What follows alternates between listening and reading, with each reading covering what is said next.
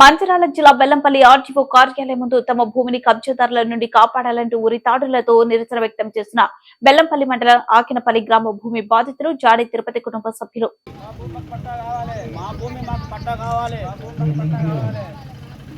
అక్రమ పట్టాదారుల మీద శిక్షించాలి, మా భూమి మాకు పట్టా చేయాలి.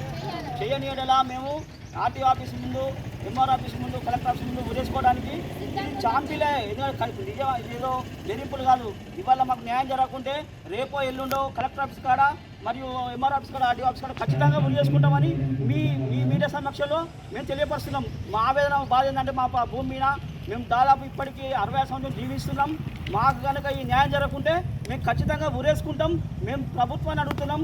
మరి ప్రభుత్వం పేరు చెప్పిన బీఆర్ఎస్ పార్టీ చెందిన పుట్టే రామచంద్రుడు ఇదివరకు అక్కడ హాస్పిటల్లో ఎన్నో భూములు పుచ్చుకున్నాడు.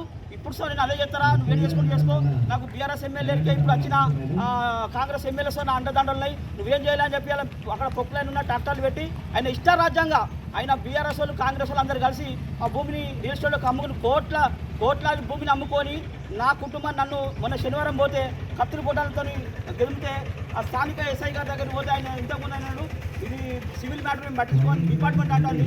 దయచేసి మాకు రెవెన్యూలు కానీ పోలీసులు కానీ న్యాయం చేయకుంటే ఖచ్చితంగా మేము ఉరేసుకోవడానికి సిద్ధంగా ఉన్నామని మేము మీడియా సమక్షంలో తెలియపరుస్తున్నాం. ఇదేమన్నారు సార్, భూమి 2 ఎకరాలు పెట్టుకున్నాం సార్. మా తాతది 2018లో అది వేరే అతని మీద ఆన్లైన్ చేసుకున్నారు, వాళ్ళు దొంగ పట్ట చేసుకున్నారు ముఖ్యరామచంద్ర. అది మేము మళ్ళీ ఎంఆర్ ఆఫీస్ కాడ బాగా చెప్పుకున్నాం. మేము ఇక్కడ చేసుకున్నాం. చేస్తే కలెక్టర్ గారు ఇక్కడికి ఒకసారి వచ్చినప్పుడు మేము లైవ్లో తెలిసి అడిగింది నిజమెవరు అబద్ధం ఎవరంటే అప్పుడు బీఆర్ఓ ఉండే మన వీళ్ళు ఎంఆర్ఓ ఉండే వీళ్ళందరూ ఏమన్నారంటే అడిగింది. మేడం అడిగితే తప్పం జరిగింది మేడం, వాస్తవంగా వీళ్ళ మొక్క మీద వీళ్ళ అని చెప్పి వాళ్ళు ఒప్పుకున్నారు.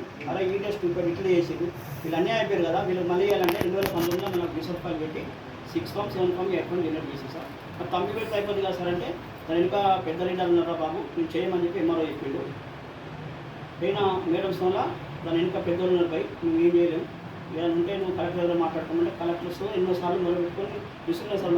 చాలాసార్లు చెప్పుకున్నాం సార్ మాకు అన్యాయం జరిగిందంటే నువ్వు ఏం చేయలేము, ధరణి వచ్చింది, ఇప్పుడు ఏం చేయలేము సార్ అని. సరే అని చెప్పినాం. మన కాంగ్రెస్ ప్రభుత్వం వచ్చిన తర్వాత కొంచెం పరిష్కారం ఏంటంటే మొన్న సోలా రీసెంట్గా 2 నెలల నుంచి ఒక 3 సార్లు ఇచ్చినాం సార్. అక్కడ కలెక్టర్ ఆఫీస్ ఇచ్చినాం, మీకు ఇచ్చినాం ఒకసారి. మొన్న డ్రైవ్ జరుగుతుందంటే అక్కడ ఎంఆర్ ఆఫీస్ ఇచ్చింది సరిపోయింది.